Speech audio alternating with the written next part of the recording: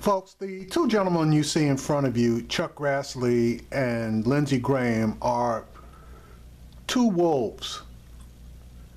Now, they were elected to be shepherds for the American people, and in particular for the states of Iowa and South Carolina. But in actuality, they are two wolves that are trying to devour the American democracy. Now, I say that because they recently sent to the Department of Justice a recommendation for investigation and prosecution of Christopher Steele. And if you don't know who Christopher Steele is, he's the gentleman that put together the Steele dossier, which basically gave a report on Donald Trump's involvement with the Russian government as far as collusion in his election is concerned. Now, nobody at this moment that can speak publicly knows for sure that Donald Trump personally was involved with collusion on the election with the Russians. So let me just make that plain.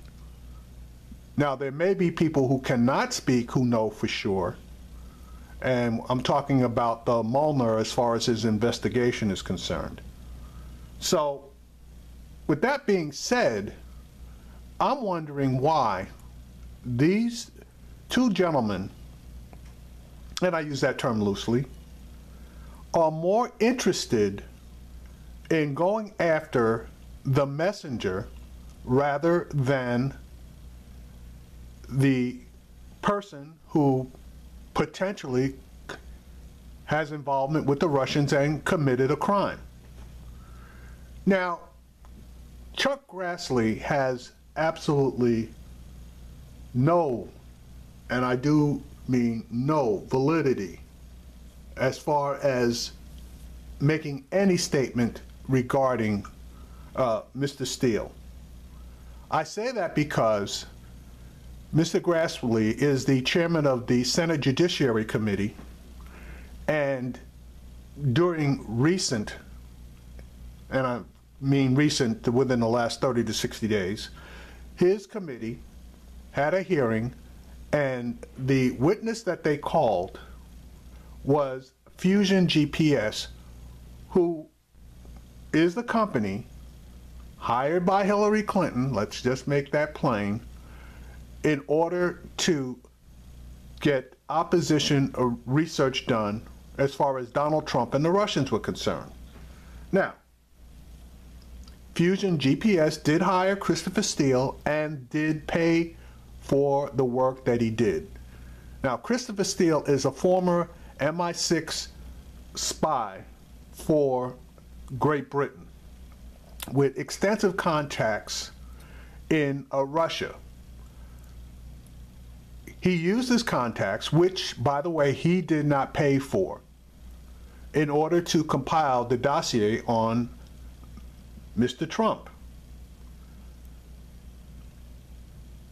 Since Congress, the Senate, is controlled by Republicans, they basically went to circle the wagons around Donald Trump and tried to throw mud on the dossier, claiming that it was unsubstantiated.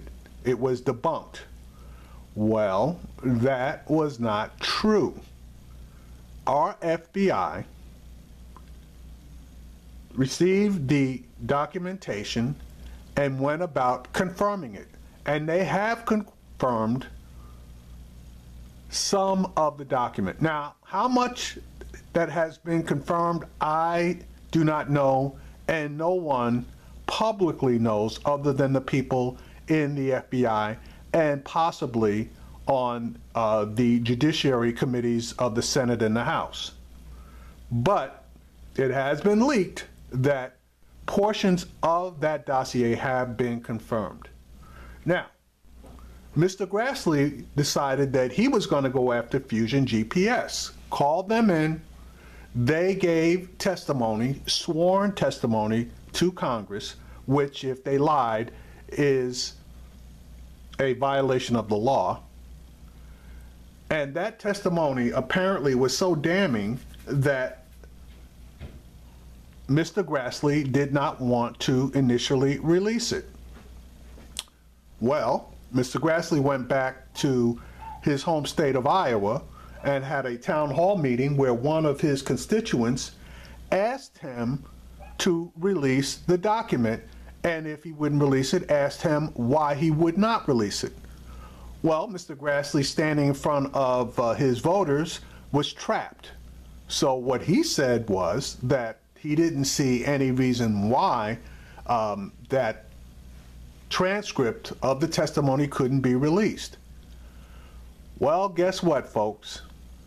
He's changed his mind and has now stated that the document can't be released because of ongoing investigations, which is a crock of bullshit. The representatives from GPS Fusion being blasted left, right, up, and down have started to make public statements about the testimony they gave. And to roll it all up in a nutshell, they basically told Congress that they need to follow the money.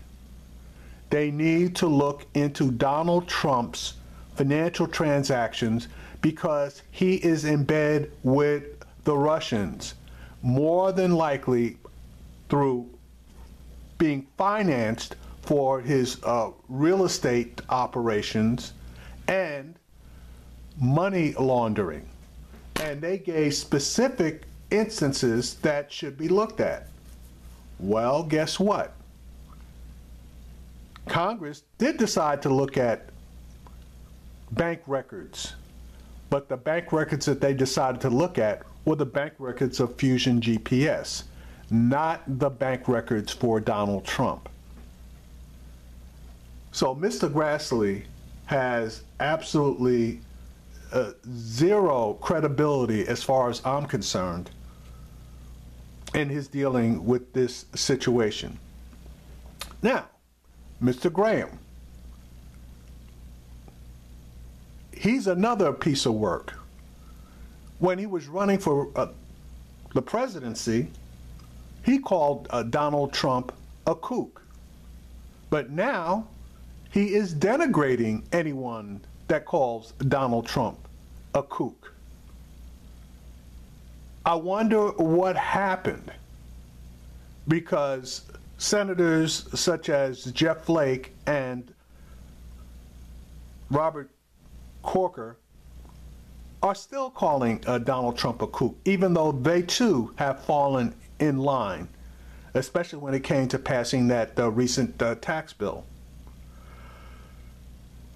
So, folks, why are they now asking the Department of Justice to open a criminal investigation into Christopher Steele, who is the messenger, who is a highly thought of operative for the United Kingdom? With their attempt to go after Christopher Steele, not only are they endangering the American people as far as our democratic processes are concerned, they are endangering our relationship with the intelligence agency of, some would say, our greatest ally, Great Britain. If I were the British and anything, and I do mean anything, is done to go after Christopher Steele, I would tell our intelligence agencies that the information sharing days are over. And that's more than likely exactly what Vladimir Putin would want and Donald Trump would promote. Now, we have a history of going after the messengers rather than going after the criminals. I point to you three particular cases.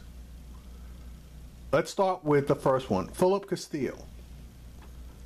This man was shot by a police officer for no reason.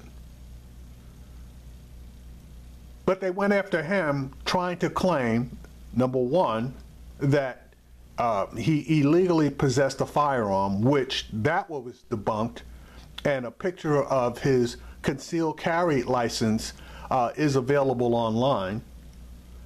So as soon as that popped out there, they had to stop, but that ran hot and heavy for about a week. They went after his girlfriend, harassing her to the point that she basically didn't want to see or hear or say anything regarding the case. But again, when they delved into the background of Mr. Steele, they found that he was squeaky clean, but had been constantly harassed by the Minnesota police officers to the point that he was murdered, and the officer walked away scot-free. That's one. Walter Scott. The police officer is going to do time on this one, but initially the person who photographed the entire, let me back up, the person that photographed the criminal act of the police officer was then harassed, investigated. So another example of going after the messenger. Here's a third one. Eric Garner, the Hispanic gentleman who photographed the police murdering Mr. Garner, was then himself harassed by the police to the point that they filed charges against him, and being a previously convicted felon, they basically revoked his probation merely because he happened to be on the scene and photographed the situation. Another, Tamir Rice. This was a 12-year-old kid that was murdered by police officers.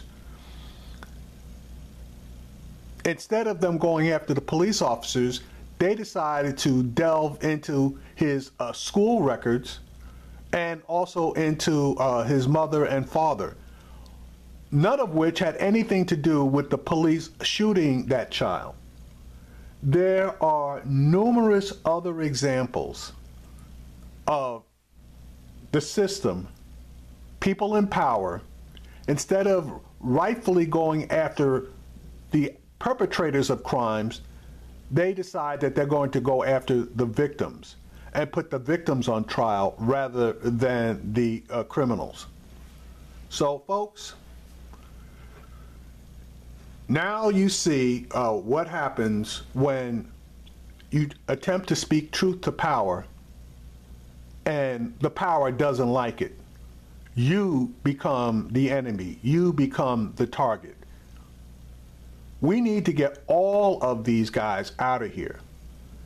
If there was ever an argument for term limits for the Senate and the House, this screams volumes that term limits should absolutely be in place.